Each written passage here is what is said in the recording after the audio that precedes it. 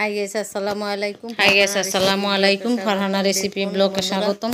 দেখুন বন্ধুরা রান্না করতেছি, আপনাদের সাথে শেয়ার করতেছি। তো এই যে গুড়া মাছ নিয়েছি, শুটকি, তো পুঁটি মাছ আমি রান্না করে নিয়েছি।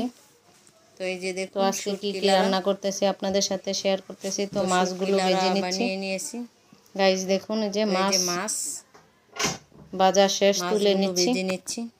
তো মাছগুলো তুলে নিচ্ছি বন্ধুরা। তো প্রতিদিনের মতো ব্লগ ভিডিও আপনাদের সাথে শেয়ার করি। পেঁয়াজ দিয়ে দিচ্ছি, কাঁচামরিচ দিয়ে দিচ্ছি। তো আমার বাচ্চারা খাবে, এই জন্য জাল বেশি দেই না, অল্প করে জাল দিই। তো এর মধ্যে হলুদ দিয়ে দিব। তো হলুদ দিয়ে দিচ্ছি। তো কীভাবে রান্না করতেছি তো দেখুন। এই যে আলু কুচি করে পলে নিয়েছি। তো এই যে দেখুন আলু আর লাউয়ের খাল একসাথে পলে নিয়েছি। তো এর মধ্যে দিয়ে দিয়েছি, মিক্স করে নিচ্ছি। কিভাবে রান্না করতেছি তো দেখুন, সাথেই থাকুন পুরোটা ভিডিও। কিভাবে রান্না করি দেখুন। তো এর মধ্যে স্বাদ মতো লবণ দিয়ে দিচ্ছি, এর মধ্যে পরিমাণ মতো লবণ দিয়ে দিয়েছি। আরেকটা প্যান বসিয়ে দিয়েছি, এর মধ্যে পেঁয়াজ কাঁচামরিচ দিয়ে দিচ্ছি বন্ধুরা। রসুন বাটা দিয়ে দিচ্ছি। রসুন বাটা দিয়ে দিয়েছি পরিমাণ মতো, দিয়ে উল্টে পাল্টে মিক্স করে নিচ্ছি। মরিচের ফাঁকি দিয়ে দিচ্ছি, হলুদ দিয়ে দিচ্ছি,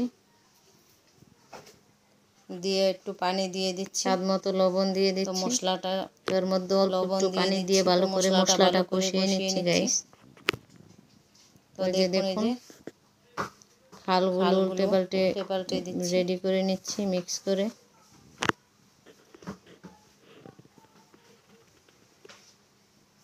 তো গাইস দেখুন এই যে মশলা আমার কষানো হয়ে গেছে, এর মধ্যে লাউ দিয়ে দিয়েছি।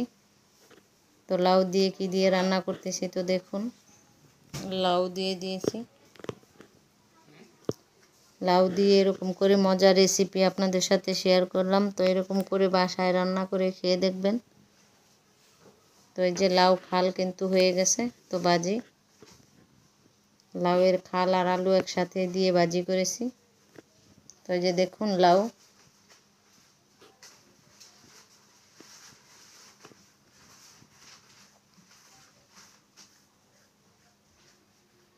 তো এর মধ্যে মাছ দিয়ে দিব গাইস। লাউ খাল হয়ে গেছে, তো এর মধ্যে মাছ দিয়ে দিচ্ছি। তো মাছগুলো ভেজে রাখা মাছগুলো দিয়ে দিচ্ছি।